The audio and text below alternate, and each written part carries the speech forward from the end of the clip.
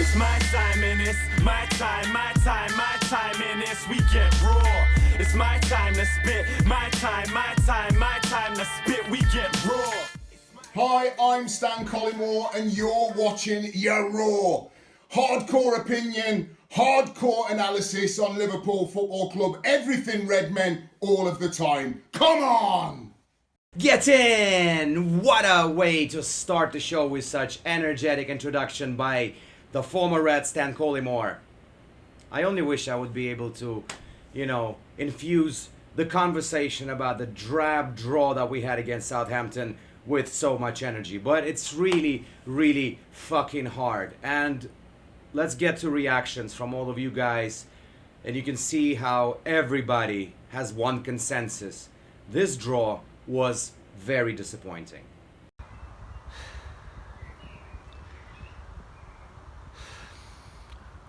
I'm struggling now. Really struggling to find the words for this. Another abject, piss poor for poor. I'll try that again. Another abject, piss poor performance by the Reds today. 2 huge points dropped. And for me, there's only one person to blame. And it's the first time I'm ever going to blame this person. And it has to be Jurgen Klopp. At half-time, changes needed to be made. I get why he went with the lineup to start with. No issues with that. But we needed changes. We needed something. No, nothing. Nothing. Just carry on. Why? What? There was no Ginny in that game today. There was no Origi in that game today. There was no width down the left because Milner has always cutting in. I wanted changes. We needed changes. Soon as Sturridge came on, did we see the difference? Yes, we did. Why wasn't he on the pitch earlier? No good. No good. What frustrated you the most? Late subs. Late subs. I think we showed the urgency, but just should have made those subs earlier. And Forster's a beast. 9 saves today. Just no good. Very disappointed with the game. I thought we weren't creative enough. I thought we had too many defensive midfielders on the pitch. And obviously the penalty cost us, but I just didn't think we played well enough to break them down and get the 3 points. I think if we're going to make Champions League, we've got to win our next 2 games and hope for the best, really. But I think at home we need to play with 2 strikers. I think the team was set up as if we were playing Chelsea away from home. We don't need Lucas, Wijnaldum and Chan in midfield at home and only play with 1 striker. It's really frustrating, and I could see from what I now went into the game it was going to be 0-0. It's disappointing. But I'm not going to slaughter the manager or slaughter the players. I just thought that they just weren't on it today. And Southampton came for a point and they packed their defence and they got a point. Defense played well. Too many ineffective players. Lallana came on too late, and then he gave the ball away a couple times. Genie didn't do anything. You could tell Emery was trying to do something. Lucas Leiva was trying to do something, but just too many passengers. And I don't blame James for missing that pen. I mean, it was a good save, right? Great save. What do you say about that performance? Got the pen, very soft pen. I don't think, it was harsh on them. They saved it, great save, great penalty, let's say, at first. Miller did everything right, keeper did everything right. Some gamesmanship, that was funny. I'd expect our guys to do the same. Can't hold it there. Too many soft chances, not enough real chances. They defended well. They played us against ourselves.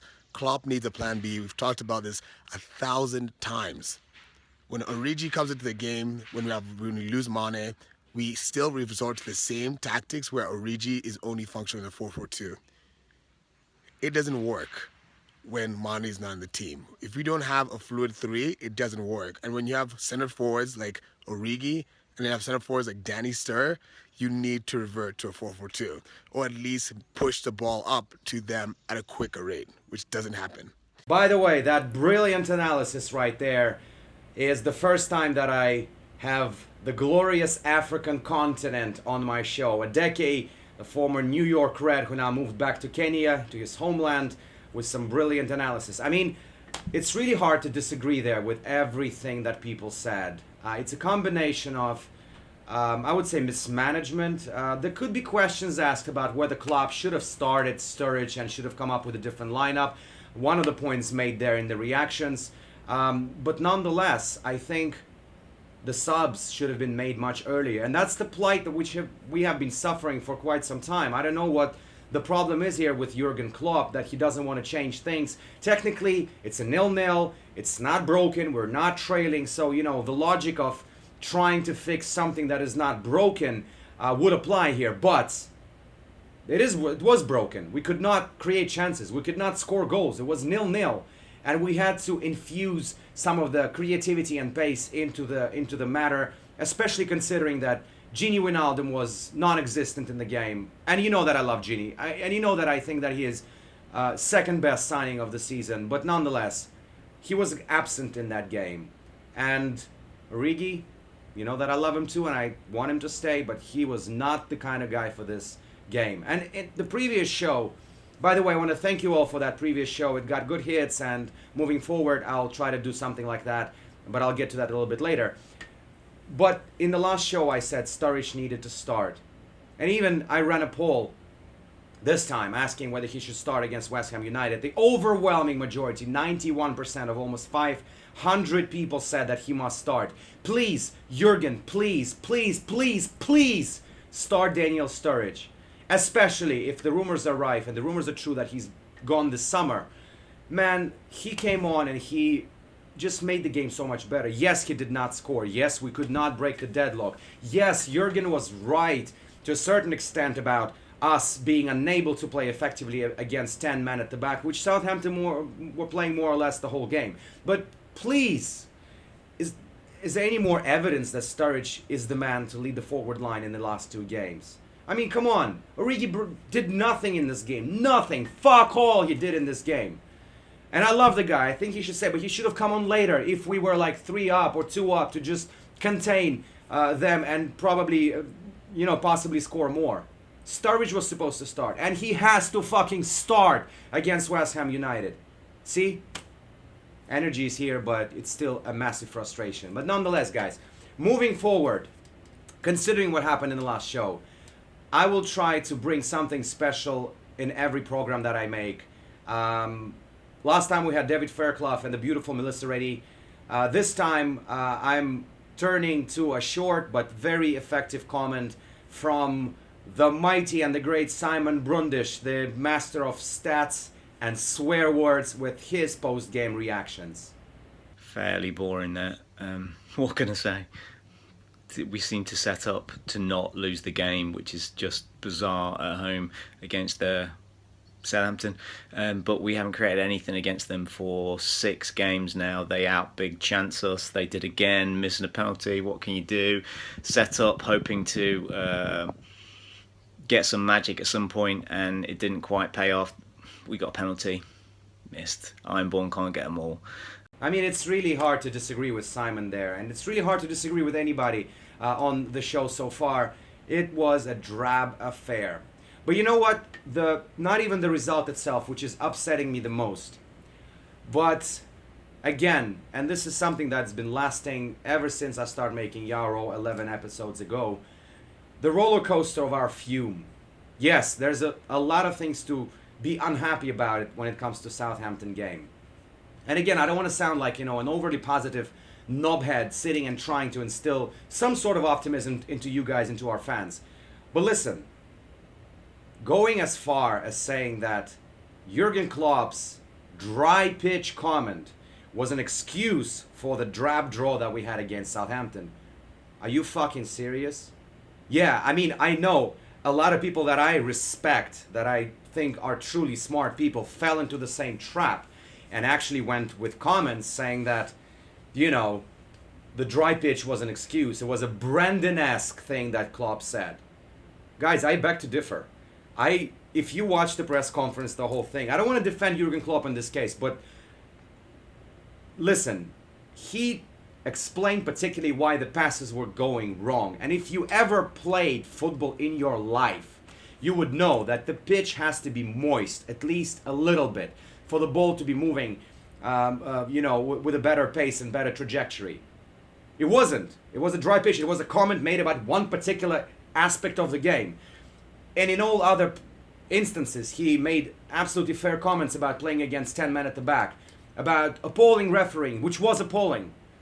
I would even say that the penalty that we won and we missed, which you can't really blame Milner for, it was a great save by Forster, but him shy-talking Milner is a totally different issue. But nonetheless, the refereeing was appalling, and that wasn't a penalty. That was not a penalty.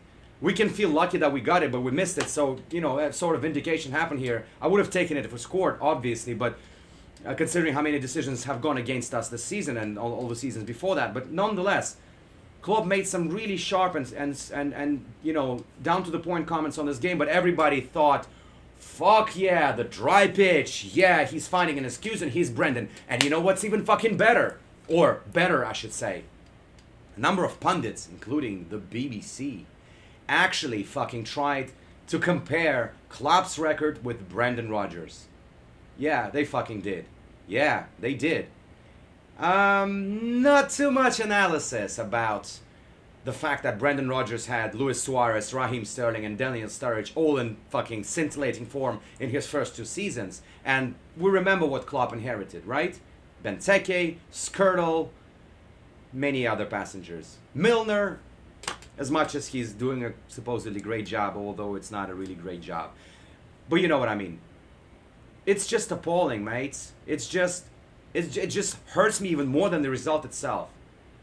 If somebody told me, 4, 5, 10 games into the season that with 2 games to go we'll still have the Champions League qualification in our hands, I would have fucking taken it. Yes, I was saying on record that we're going to win the league. And would you disagree with me that we were in the shape to win the league? If we had reinforced in January, we probably would have been still in the title fight. Maybe not necessarily winning it, but we still would have been somewhere there. And how many points we dropped in January alone? If we had reinforced in January, if we had made alterations and bought some more players and spent the cash, we would have been there. So was I completely wrong in thinking we could be fighting for the league this year? All right, tell me if I'm wrong. Fine, I'll admit when I'm wrong if I'm wrong. Nonetheless, I think not only that we have to start Sturridge against West Ham United, we have to go full throttle. We have to fucking take it. We have to grab them by the balls. They are a nasty bunch to play. We know that. They have a really good record in the last 5 games. They just beat Tottenham Hotspurs, effectively sinking their title shot. They are a tough team to play. Does that mean we have to fucking bury our heads in the sand and feel like we're automatically losing this game even before we take it to the pitch? Yeah. Mixed reactions this weekend. Many people actually said that we're not going to get top 4. And here are just some of them. Top 4, yes or no? No. No? No. No, you think we're not going to make it? I don't think so. I don't think so. United, well, they still play Arsenal and Spurs. I don't know. Maybe.